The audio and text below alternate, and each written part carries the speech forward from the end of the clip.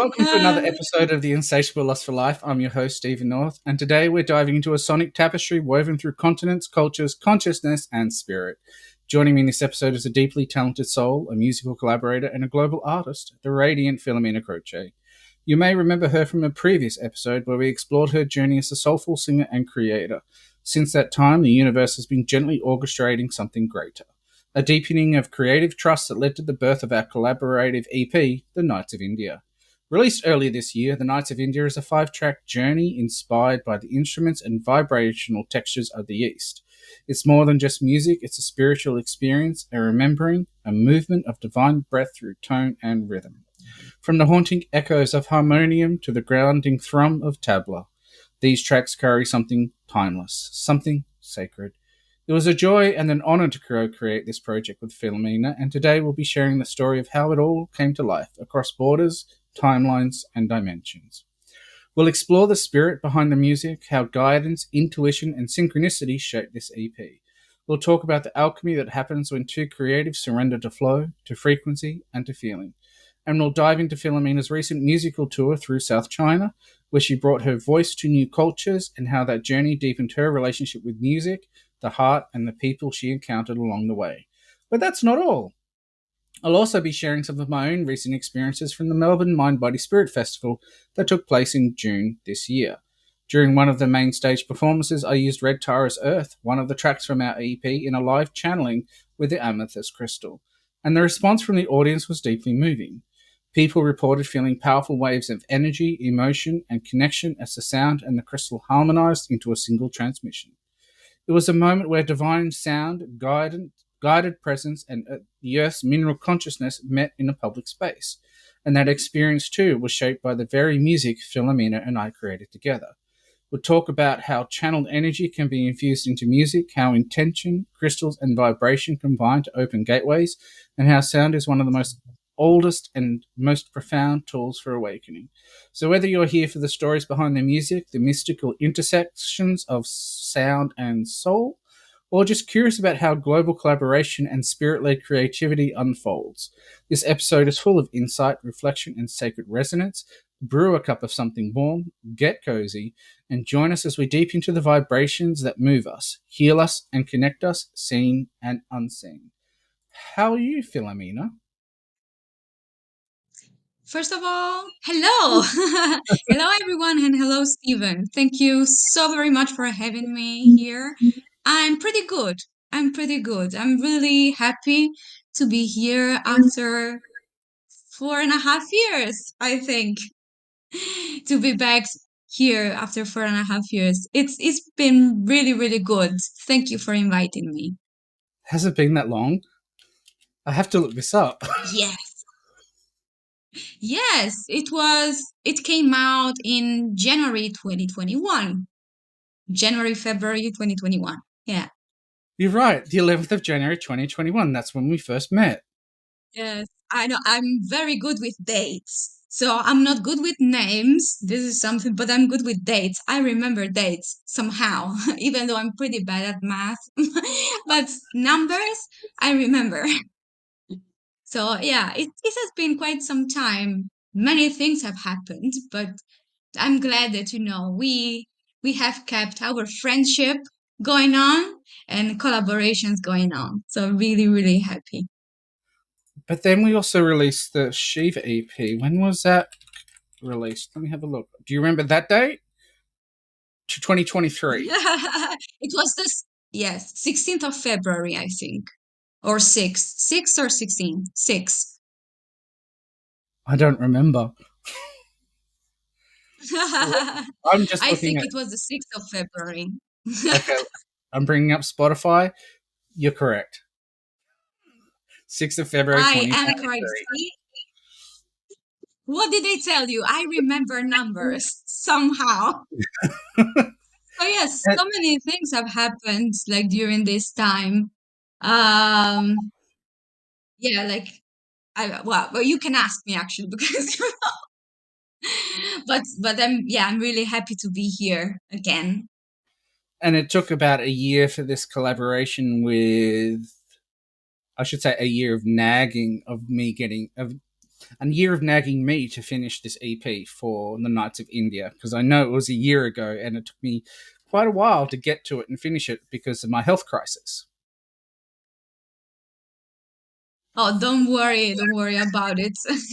It's okay. I mean, sometimes, like some projects, they take time because of circumstances, right? So it is, it is okay.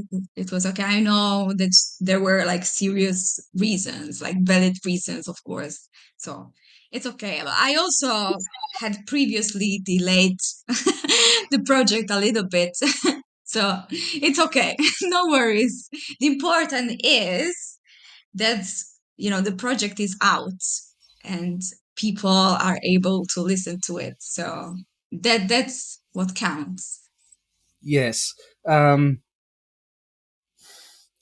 Amy's showing up because I can feel her playing with the energy, which is really good because I'm feeling all energized right now. It's really beautiful.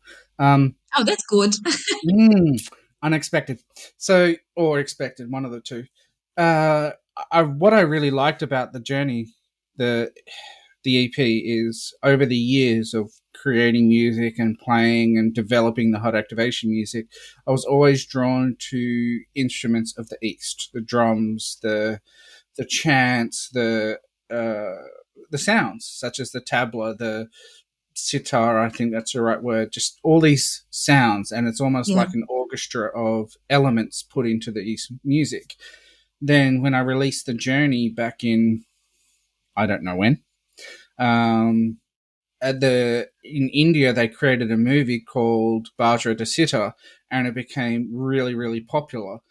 I still don't understand how it came out, but Sony in India managed to get the ownership of the title and got my album shut down because I think there may have been a copy that through the automated copyright process, it must have kept flagging their song for copyright because there was a copyright battle. I'm like, I've got the license to this, but I don't know if the person who created that sample pack actually got it licensed because the lyrics were actually owned by another artist.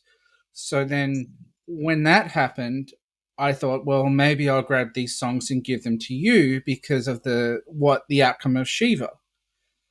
And it's like, well, how about here's a whole range of songs that I've created. You pick and choose which ones you like, and then you have full creative freedom. And what came back was something truly incredible. Because what I felt with it, like even on the stage at Melbourne, I was like, yes, I created the songs, but I don't recognize them because they just sound so complete, so perfect, so full by adding the multiple layers of your voice and the way that you were using your voice as an instrument. Thank you. Thank you. That is a great compliment. Uh, yeah, of course, they sound different, but yeah, they are just complete. Yeah, now with both of our contributions. And I Yes, remember you telling me that once you told me that after you listen to like the complete songs, then you couldn't really go back to listen too much only to the instrumentals, right? So you wanted to listen to the one with the voice yes. in it. It's Yeah, like that is a great compliment. Thank you. when I play the Journey and I listen to the original, because I originally like the first song, the Knights of India, I released that as part of the Journey, and now when I listen to that album, which I re-released without that one song, Bajra de Siddha, it just sounds wrong. It's like this, it's missing, and that's because I'm so used to it now, hearing your voice come through it.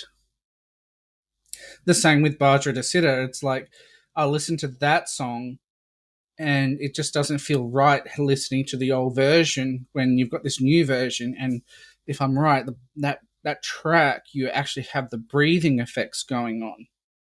I think that one.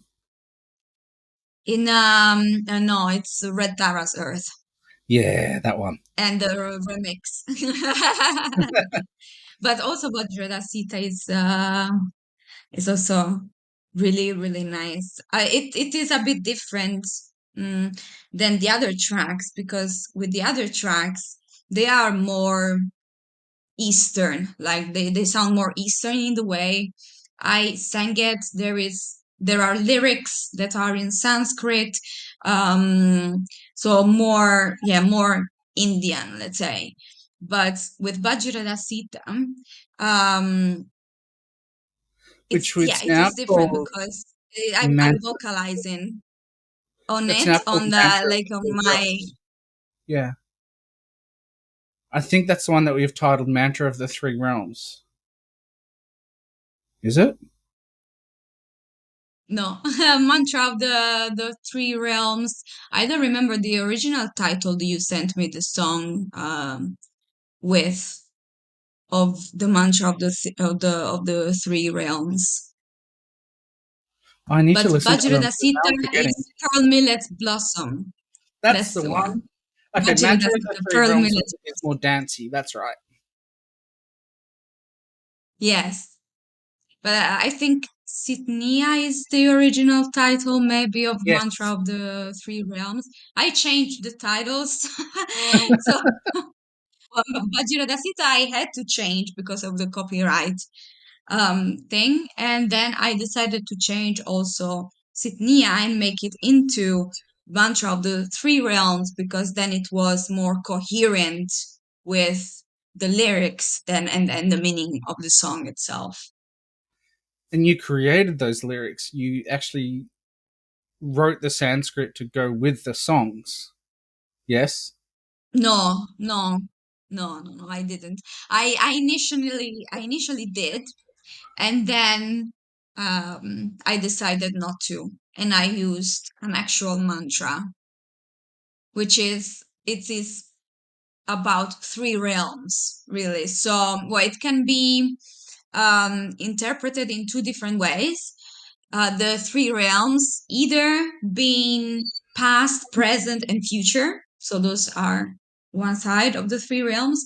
And then they can also be like the earth, the atmosphere, and what's beyond. So where the gods are. And it is a prayer to the gods of these three realms. So that is why it is called like that. That's Yeah, really there is fascinating. always like a special meaning on things. Yeah. And Red Tara's Earth, that's one of the main songs that I used at Mind Body Spirit Festival, which it was just incredible. You saw the I video. think one of your favorites, probably. Yes, it really goes with the theme because it's like imagine trying to get everyone to meditate to Mantra of the Three Realms. You know, it's like it wants to make you get up and Yeah, dance. no. It's like Well, dance can be like a form of meditation dance, because you're not thinking when you're dancing. So it can be actually, but it's a different type of meditation, of course. It would be different. It would be different. But it could work in some contexts, maybe. you use what do they call it? Ecstatic dance, where it's just dancing and you're not allowed to talk. You just dance in order to move the body. Yeah. Yes. So I really like the Red Tara's one because not the remix because that's dancey as well. Um, that was really interesting because I actually created the original song and I thought, oh, what if I sped the tempo up a bit, and that's how I came up with the remix because it really had that drumming sound, that like almost what I would call a tech house sound, and it just really I just loved it. So I was, oh, I got two versions, so that's why there's two versions. But with the Red Tara's Earth, when I had it on stage, you just had that sound. And why is my mind going blank when it comes to the songs? But as you saw in the video, what I found with the people in the first day, it was really weird because it was a Friday during in the afternoon when my main session was on, and I had presented the idea of having four people on stage with me for the track one, four people with track two, four people with track three, and it was to be very, very interactive. Unfortunately, it was happy hour in Melbourne, so everyone was at the pub. There wasn't many people at the expo, so during the main stage performance, there was about 8 people in the crowd in the chairs, and we invited people on stage, and no one came. So I had to really pivot the way I was doing everything. Then when I did, and it's really interesting when you're on stage, and I don't know how this works as a musician, but when I'm on stage, I can't gauge the audience because they've all got their eyes closed. You don't know what they're experiencing. I don't know what they're feeling. I remember the guy that was in the front row. He sat down, then all of a sudden he just collapsed, and he's like, "How?" Afterwards, he goes, "How did you get me into such a deep meditative state like that? That doesn't happen like that so instantly." So I did the performance, had to pivot through the palm cards, treated it like a radio segment. We had talk, music, limited the songs to 3 minutes each. And so I came off the stage, and everyone that was in the chairs came up to talk to me. And one girl, I won't say girl, one one woman was in tears, absolute tears. Like you could see them coming down, and she was just so overwhelmed with love. She was saying that her sister had passed away, and in that moment, listening to one of these songs, she could feel the presence of her sister. And she was just, all she could feel was love. And every person was in awe of what we were able to create. Another person, the main stage host, he was standing on the other side of the foyer area or wherever where the crowd was, and chatting to a person, and you could see every single person was just stopped, and they were just looking at me, going, "How is it that they're able to feel when I'm standing on stage with with a crystal, this very crystal, and a microphone, and I'm standing there and just playing with it, and people are feeling it." And it's through, because I've added this dimensions of crystalline frequencies to the background of the music, it's and then the collaboration working with your voice and the sound as the vessel, it's permeating people's going through their subconscious, and they're feeling it and they're experiencing, and they're having this beautiful experience. It's just remarkable. Yeah, absolutely, absolutely. And yeah, I saw the video also. So, well, that the little video that I could see. But yeah, it was pretty amazing. Yeah, it would have been really nice to be there in person to experience it. Also in the audience, just Yeah. to Then on hear it this and experience it as a spectator would have been nice. on the Saturday, I was able to get on stage again. So I only had one planned performance for the whole 4-day festival or expo, and the uh, host of the main stage, the guy who does all the voiceovers and introductions, he goes, come in the morning on Saturday around 11ish. I'll speak to the organizers and I'll get you on stage again."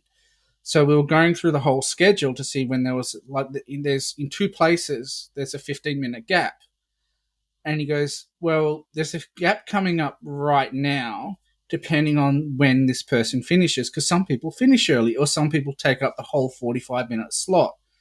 Well, this person finished the 45-minute slot." And then he looks at me, and there's the celebrity headline act just about to get on stage, and he goes, "You stop. We're going to get him on stage for a quick 5-minute spiel." I had an absolute full crowd, and Red Tara's Earth was broadcasted. And it was Yeah, that is very that is quick. so Like, great. bang, bang, bang. Here's the song. Let's go. And that was my highlight, because I had a full crowd, and I was in front. I managed to steal the crowd that was there for the celebrity headline act. So I walked away, skipping happy joys. I'm proud of you.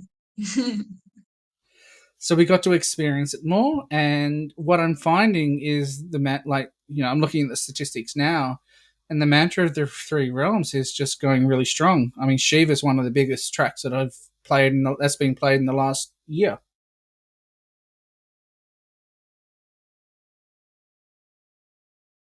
But so the mantra of the three realms is the strongest right now. Yeah, it's the strongest. Which actually, let's bring it all up. Doo-doo-doo-doo. Shiva is one of the main tracks that's mostly viewed because of the little issues that I've had with the different releases. Because little mistakes. It's like you've got the wrong version, you've got the wrong version, you put up the wrong song, and it's like we had to take it down, put it back up, take it down.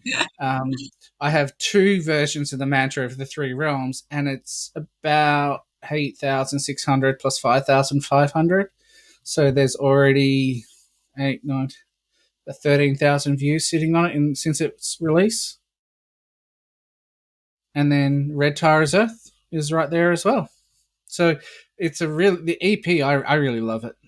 I don't think I'm going to release any more music anymore. Let's just stick with that. Just kidding. So I was like, how? yeah, you don't want to release anything anymore.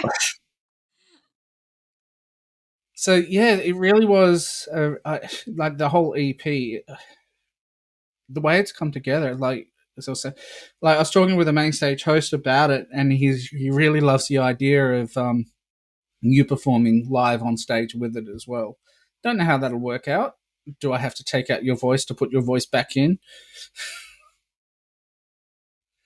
Because last I don't know. because what we were So doing was can you repeat? so when we were playing the music, we were playing directly off of Spotify. So it's like, do I have to release another version without your voice in it so that you can bring your voice back into it when you're singing on stage? Oh, okay. So you cannot uh play it outside of Spotify? Does Yes. it have to be on Spotify? No, it doesn't have to be. So I can make different versions and have them give them a thumb drive to play it. But Okay. it's just like, which layers do we take out so that you can have those layers? Because there's so many different so many layers. It's like what 10 layers in one track was huge. Yeah, I had a lot of fun recording the vocals for the songs. I just listened to the tracks that you sent me, and I don't know, like something just clicked in my head, and I just started singing stuff. And in the end I had so many layers for the same the same thing. So it seems like many Filomenas are singing the the track. So it was pretty funny. Yeah, I think yeah maybe like to leave like the harmony ones probably. So like people can experience like listening kind of a more whole version of it. So if I sing like the main and then there are harmonies underneath, I think that might work out. It's still me underneath, it's not someone else. So that is good. And I would love to sing live over there. I think it would be a great experience. I've sang live so many times, but this would be my first time, you know, experiencing something like that. There is always a first in someone's life. So yeah, I would be really really happy. But yeah, in the creative process, yeah, it was just really fun. And of course, like when I have to write songs by scratch, because you know I also have like my own original songs that I write like everything myself. It usually takes longer for me. It depends on the song, really, but because I had like some songs that I wrote in 2 days and a song that I wrote in 2 years, you know. So it depends, but usually it takes longer for me to do everything. But when you sent me your tracks, it was quite immediate. really. So I had, I think, the whole 5 tracks thought of like in a couple of days. I think like all of them, not recorded or anything. It takes a bit longer, of course, but like the whole ideas in a couple of days, or the whole EP. So it was, yeah. I mean, that's also because like the tracks that you sent me were very inspiring. I felt so inspired and into into them. Yeah, and I love Indian music. I love Indian sounds. So yeah, that it was a really great process for me. Yeah. Y- yes, there's a lot of. You can see the effort that's gone into it, and what you did, you turned it out in no time. It's like, okay, here you go, finished, and it's like, oh, I need to do something with it now. Yeah. It took me longer to put them together. Yeah, I think I told you. I think I told you like very soon. I was like, yes, I know what to do already. I know what to do in all the for all the songs. Yeah, because yeah, I was very very inspired. The same with Shiva. Also with Shiva, it was actually also very quick for me to think of the melodies and also what lyrics to add, to it. So it was the same for the Nights of India. And you sent me like a couple of other tracks afterwards, um, that we haven't worked on, at least yet. But the same, when you sent them to me, almost immediately, I told you, I have this idea for this. So it is something quite immediate, with your tracks. So yeah, it means you make magical tracks. So is that like saying that the songs are telling you what it wants from you? It's like Yeah, you look at your probably. show, I it's like, think I get I it. want you to Yeah. sing like this. Yeah, it's kind of the songs are telling me what to do, maybe. I don't know. I just find I'm not sure how to express what I want to say, but um yeah, I don't know. In synchronicity, is that something that I can say Yes, in English? it's almost I like don't, yeah. it's like you're letting go with and allowing the flow or the consciousness of the song to come through and express itself through you. It already knows what it Yeah, wants to do, and you just move into alignment with that and create yeah. I don't know how it happens. something. I think You it's get an just idea and something happens. Okay, that works. I don't know how it happens. It's just, yeah, something magical. And I think it happens well, with all my songs that, um like, I listen to them when they are ready, and I feel so, I don't know, in awe almost, because I feel like, I mean, how did this happen? Because they did not exist before.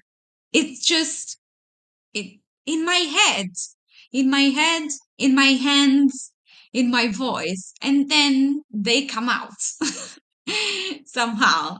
So yeah, this is something, it needs to be studied somehow. I think probably this process, it would be like actually a nice research thing, what happens in the mind of a musician when things get in motion. I think that would be something, It to would be interesting go because it's deep like into. in one of the songs, and I think that's Red Tara's Earth, where you've got this breathing effect going on, and then that's one layer, and then in another layer you've got a similar pattern, and then in another layer you've got words and then tone and rhythm, and there's like, and I'm sitting there going, how did you figure this out? How did you go, well, I'm going to do the breathing mantra, like a breathing sound in this part of the song and this part of the song, and sing here, and then I'm going to, join in a duet with myself in this section. So then you're doing this back and forth with yourself in different tones, and it's just like, how did you create this? It was just like inspiration. It's like, where? How did you come up with the ideas? It's just, as you're saying, it just came to you. You knew what you needed. You knew what you wanted. Yeah, I think I well, of course, I don't like approve everything I do. Like sometimes it's a matter of, trial and error of thing. Mm-hmm. But what happens most times is I try something and then I listen to it and I just have fun with it, basically. And I think, oh, what can I do in this in this little space to make what I already done more complete? And I just go with it. Most of the time I don't even think too much about it. I think more like when I have to create like the harmony myself, like with the music harmony. So not in this case. So the chords and everything. Then I focus more on it, you know. But then with your tracks, I don't really even have to think about the chords and whatever, no. So I just go with it, and I have fun. I try something and then I just keep going with it. It was actually pretty fun because yeah, now I remember I did different layers of breathing as well. And then when I listened to it, it sounded so much more complete altogether. It was fun. I think I wanted kind of recreate um like a vocal group, like a vocal ensemble thing, because that's also in my background. I've been in various choirs, vocal groups, ensembles, and whatnot. So I'm used to these exchanges, in between the voices. And I think unconsciously, because then I realized it afterwards, but in the beginning it's kind of unconscious. I kind of recreated that exchange in between the voices. I really love actually vocal groups and all that stuff, because I've been in so many over the years. I've been singing for 25 years, if you can believe that. It's a long time.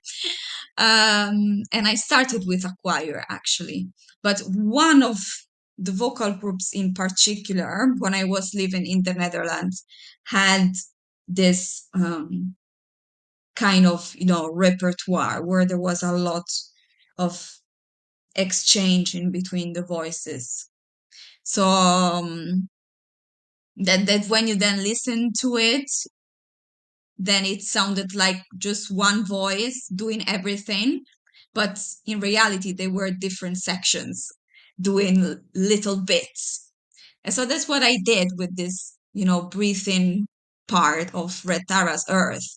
It's like little breathing bits here and there that together sounded like I was just doing it one time altogether, you know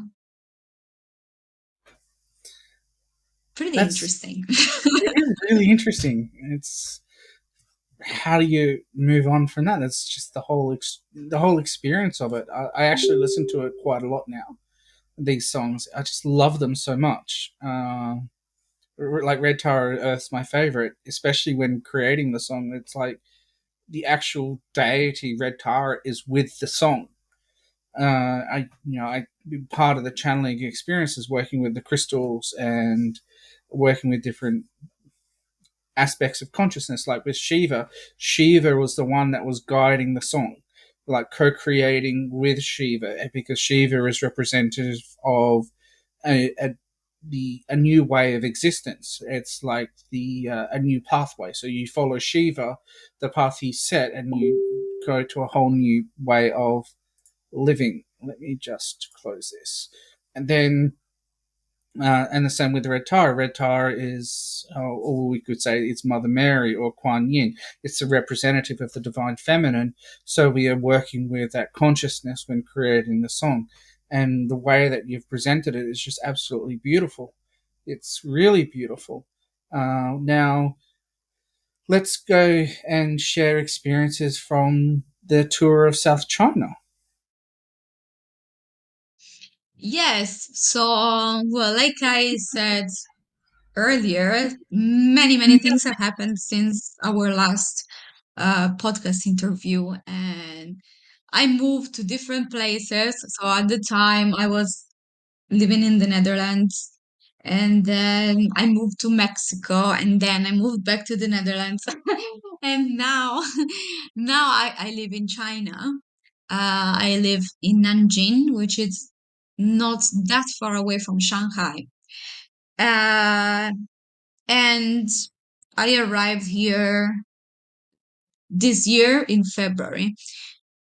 And well, of course, then I started to do music here as well, looking for musicians and whatnot. And and then I had the great opportunity to have a little tour in South China, which I just came back from like 2 days ago. I think that it's like just happened right now. Um, a mix of jazz music, Brazilian music, also my original songs. I went to Zhuhai, so in the south of China, Macau, and Shenzhen. And it was, yeah, pretty amazing. I sang at like pretty important jazz clubs that are over there, and with musicians that live there, but like not only like they're one of the musicians I play with was a Finnish musician who was also on tour. He was touring China, Hong Kong. He went to Korea as well. And then yeah, other musicians from China, from there, but who live in Germany, who live in the USA, you know, so very international environment. And yeah, such a great experience. People have received me pretty well. The clubs were packed, so yeah, I'm really happy with how it went. It was also kind of a challenge for me because coming to China was not really plan for me. Initially, it kind of happened somehow. Well, I started planning it at some point, but it was kind of last minute planning. Like I did, like if you told me 1 year ago, you 1 year from now will be living in China, you will have gone on tour in South China, I would have said, no, I don't believe you, you know? So in that sense, coming here was not planned. So I did not study Chinese Mandarin before before coming here. Really, just few things on Duolingo. Really, um, so it was a challenge for me to travel to South China because people don't really speak English here. So traveling without knowing the language also it is quite a challenge. I have to admit, because I traveled the world, but usually I can speak either I can speak English, or in Mexico I could speak Spanish. You know, so I kind of speak some of the languages that people can also speak in the Netherlands. Everybody speaks English, for example. But here in China it is different. So I'm pretty proud of myself for being able to, do this despite not knowing the language. But yeah, I have to learn, of course. So I will learn as long as I'm here. But yeah, it was a great experience, and China is so diverse. Like, not with people. I mean, people there, they are all, how can I say, um, it is not an immigrant country, so it's ethnically they are, quite compact. I'm not sure how to say it, but the places, it is very diverse here. So I live in Nanjing, but for example, Zhuhai, Shenzhen, Macau, they are so different than Nanjing. So actually, they kind of reminded me, especially Zhuhai, reminded me of Mexico a lot because of the palm trees and the exotic flowers that were there. So yeah, really interesting. Also, the food was different than the one in Nanjing. Well, of course, some things will be the same, but some things are also different, also in regards of food. So I think I feel more enriched coming back from this trip, even if it is in China itself. But China is so big, and places are so diverse, so varied, different, that yeah, it's yeah, I feel I learned so much from it. And yeah, it was also challenging. I met the musicians on the same day of the performances. I had never met them before. So we didn't even really have time to rehearse. So it was some things we could rehearse like very fast. Maybe like we had 1 hour to rehearse, sometimes not even that. Um, so it's really, yeah, you really need to know what you're doing. And They're yeah, brilliant. just be prepared yourself and go there. But I mean, I've been singing, like I said, for 25 years, but I still feel nervous before getting on stage. Maybe not all the times. There have been times in which I wasn't. Like when I was singing every day, there have been times that I sang every day. At that point, I was not nervous anymore, because I was singing every day in the same environment. You get used to it, right? So you know what you're Becomes the doing job. all the time. It's yeah, the job. But like in these situations, like I don't know the place, I don't know the people. So it's yeah, I don't know if they know everything that we're going to do. um so I feel a bit nervous still after all these years, and I think it will never go away, probably. I will always have a little bit of stage frights here and there in some types of environments. But that's only usually happens before I get on stage. But then when I am on stage and I'm actually then singing, um, then yeah, I don't think about it anymore. And it is really fun. I have a lot of fun. Of course, I need to keep focus, especially for jazz music, because there's a lot of soloing, a lot of like you need to look at each other all the time.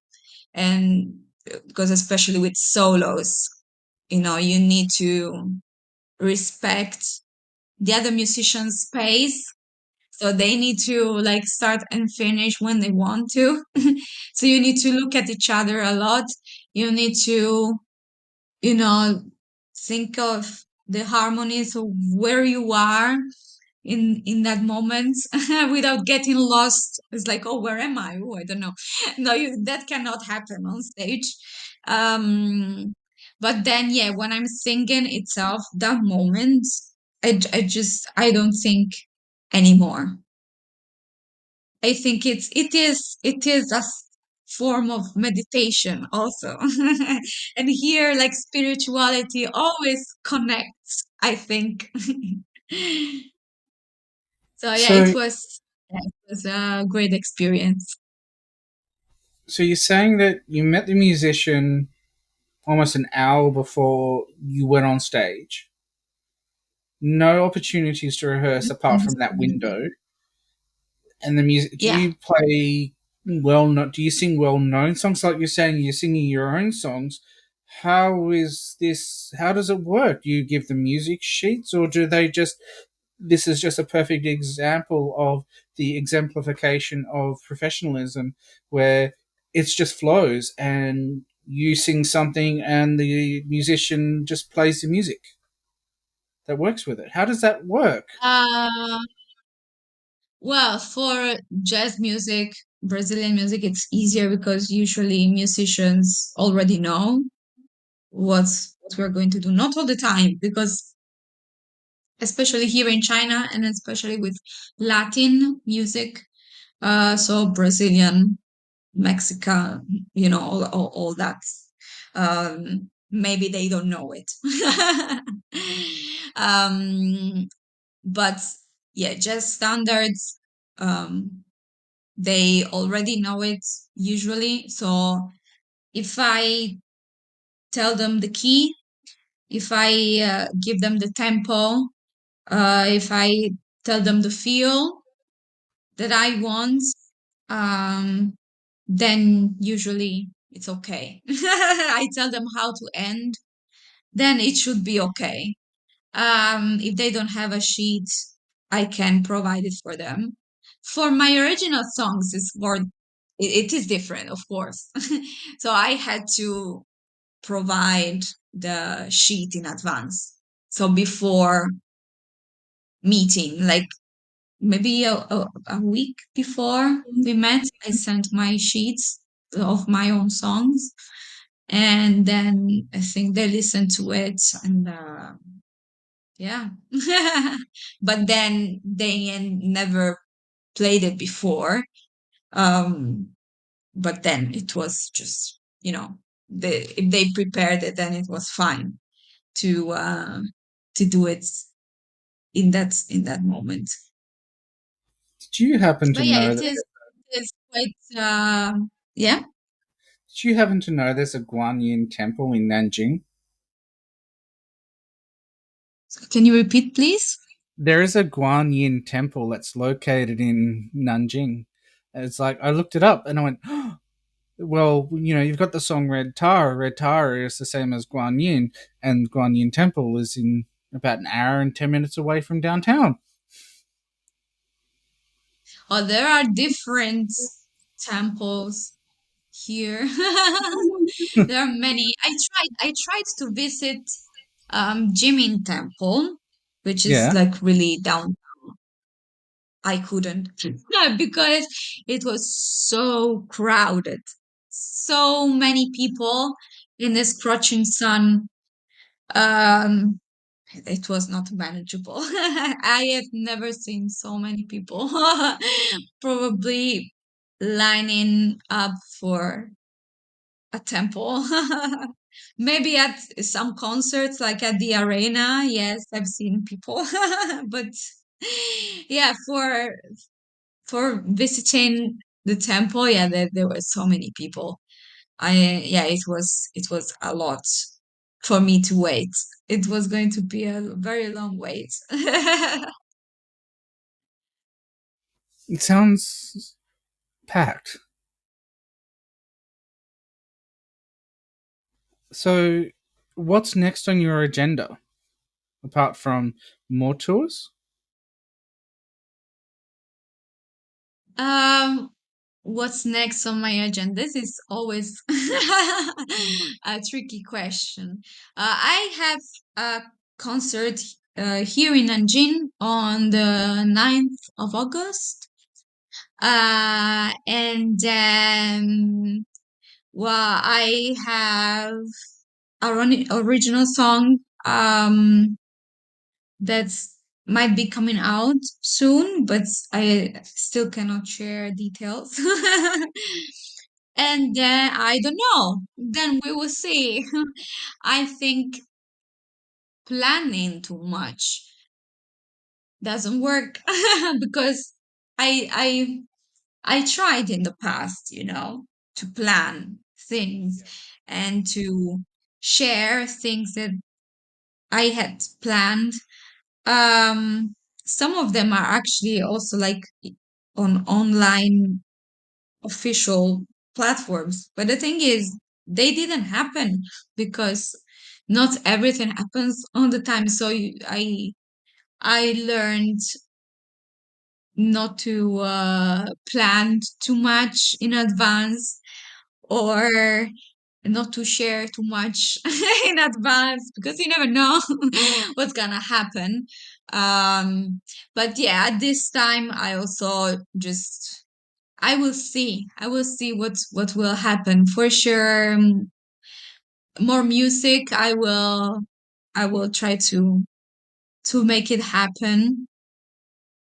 Like I made these other things happen.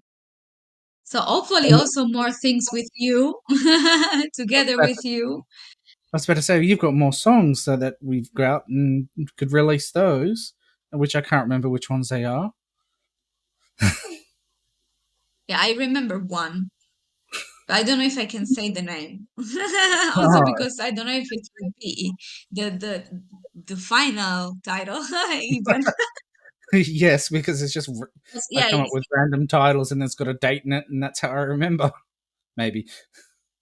but actually it's I really like that title of one of the two songs because you sent me two songs and one probably I would not do in the end. Um because I had like very specific ideas about them. Mm-hmm. I think I told you about it. Um, but they are very hard to, put into Yep. Put into action. Yep. realization. Yeah, yeah. But and I don't remember the title of that song. But the other song, I think it's also even more captivating than the other song. So that can be. we can we can work on it. It's like I really like this one. This is the only one I will work with. I like this one, but that No, but well, that's the maybe if way. you send me more, I will also like the other ones. But I that's how usually like. the Knights of India was created. It's like, here, have a barrage of songs and you pick and choose.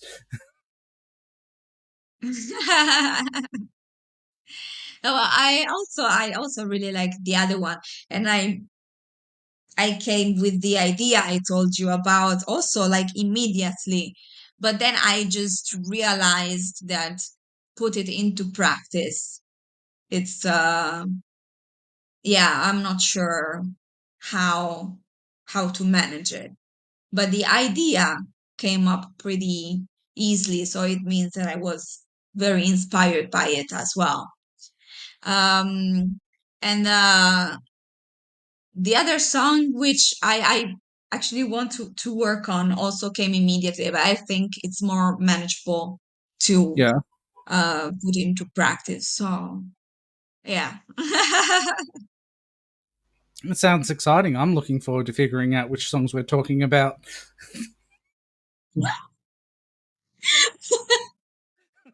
Because I don't know, can I say it? Can I not say? I think, yeah, maybe later I can tell Uh, you. like when it's released, I'll know.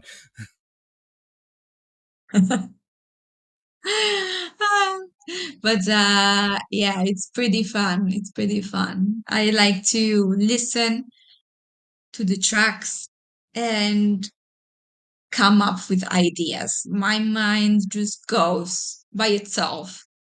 I don't I don't command it. I don't give it directions or whatsoever. It just goes by itself. It does what it wants. In fact, It has its own. I have so many unfinished projects that I was actually thinking of one the other day, and I thought, I've never finished this song at all. Perhaps I'll send it to Filomena and she can come up with something, and then I can finish the song, because it was quite beautiful. There's a lot of story to this song, but I just never finished it. And it's like, oh, maybe I'll take my vocals out and then get Filomena to work with it. Maybe I'm just getting my next batch ready. Oh, there are your vocals in it? This one has my vocals in it, and I don't sing. It was just an idea I But came it up is with. cool. Yeah, What if you kept some of the vocal? I mean, I don't know which song it is and I didn't listen to it, but baby, why don't you keep some of the vocals and we have kind of a duet? That can be an idea. Maybe you can redo it if you want to redo it, or if you have more ideas for your part. I'll see if I can find a good And auto tune then plugin. yeah, but You know, that can also be an idea. See, like ideas, they just come up by themselves. yes. Okay, so we're almost at the ending. I will share links to your website and, of course, the EPs, which I might put into the background of one of this, maybe. Um, and we've covered a few things. We even covered how this works, and how that in the backing of all the tracks, there's all these hidden layers. When we look at like Red Tara's Earth, there's something about 30 layers of different sounds, instruments, and your vocals that are sitting in this song, because it's like, there's 3 layers of each crystal that's in there, and it's like one to the left, one to the right, one in the center, like to create a cool 360 immersive frequency. It's just beautiful the way it comes through. So this brings us to the close of this deeply rich, musically vibrant, and soulfully expansive conversation with the extraordinary Filomena Croce. What a journey we have traveled today, from the origins of the Night of India to her tour across South China, to the sacred story behind each note and breath that shaped our collaboration.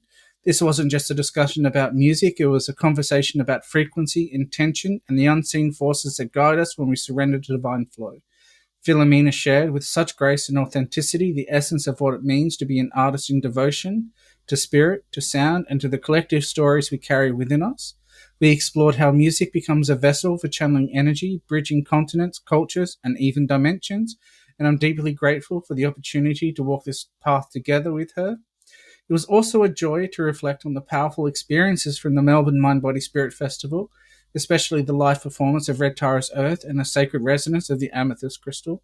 So many people felt the energy move through them in ways that were beyond words, and it was a reminder that music, when paired with crystal consciousness and divine intention, becomes an act of transmission, a healing, and a return home to self.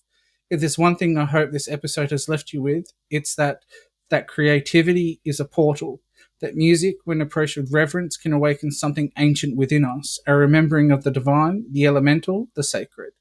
To Filomena, thank you again for your voice, your spirit, and your gift. To all of you listening, thank you for being here, for opening your hearts, and for continuing to walk this path of insatiable curiosity, creativity, and connection. Until next time, keep listening, not just with your ears, but with your soul. This is Stephen North signing off from the Insatiable Lust for Life. Stay tuned, stay inspired, and as always, stay luminous. Bye bye. Thank Bye you. bye. And